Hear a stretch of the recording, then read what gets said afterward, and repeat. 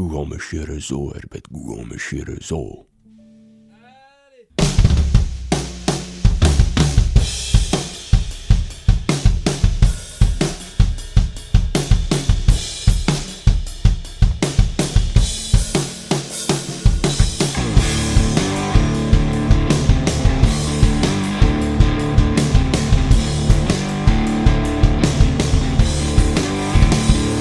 Oui, bonjour, je m'appelle Pierre Guigui, je suis un des cofondateurs de l'association des vins bretons et expert en vin depuis quelques années.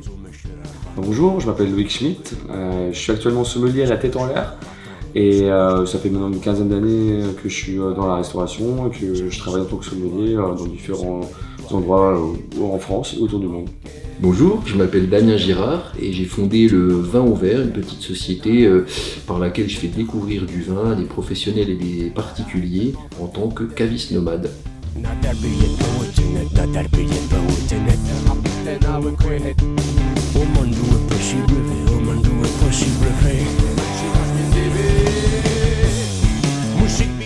le côté un peu juteux, ce qui est assez intéressant. C'est discret, c'est vrai que les arômes sont discrets. Ouais. C'était pressé au pied, Ok.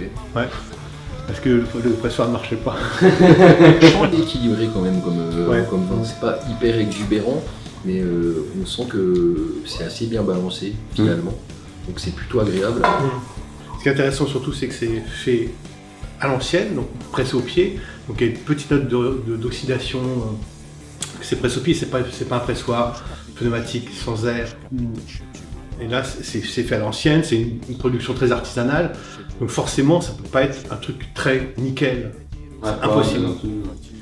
Par contre, ses défauts donnent son charme.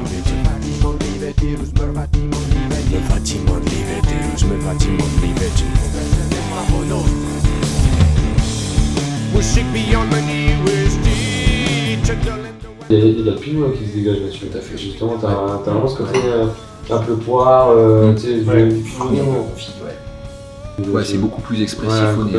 Là, on est sur un vin qu'on peut acheter en commerce, qui a... D'accord. Ouais, où tu peux acheter la bouteille en disant ouais, c'est pas mal. En tout cas, au dîner, quoi. On est vraiment au dîner, on a vraiment ça, quoi.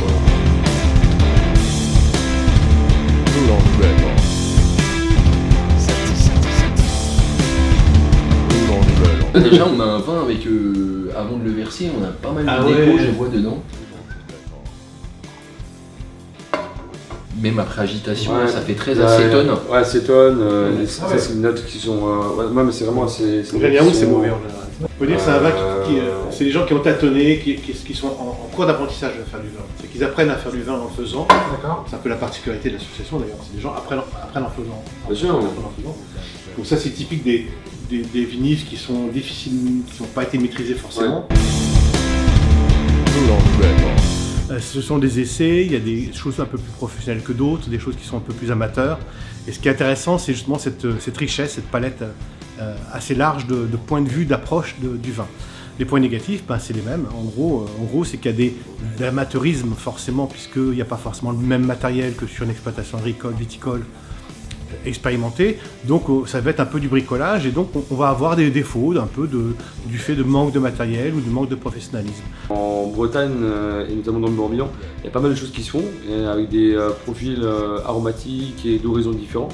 On est sur quelque chose de plutôt assez salin, on sent comme qu'il y a une influence océanique qui va rentrer en jeu. C'est justement des vins qui sont... qui ont des défauts et qui ont encore un peu besoin de temps et d'expérience pour pouvoir gagner en maturité et gagner en expertise derrière. Ouais, déjà, le gros point positif, je dirais que c'est que quand il y a du vin, il y a de la vie. Et le vin arrive en Bretagne, c'est une excellente nouvelle. Moi, avant de venir ici, je me demandais ce qu'on allait goûter.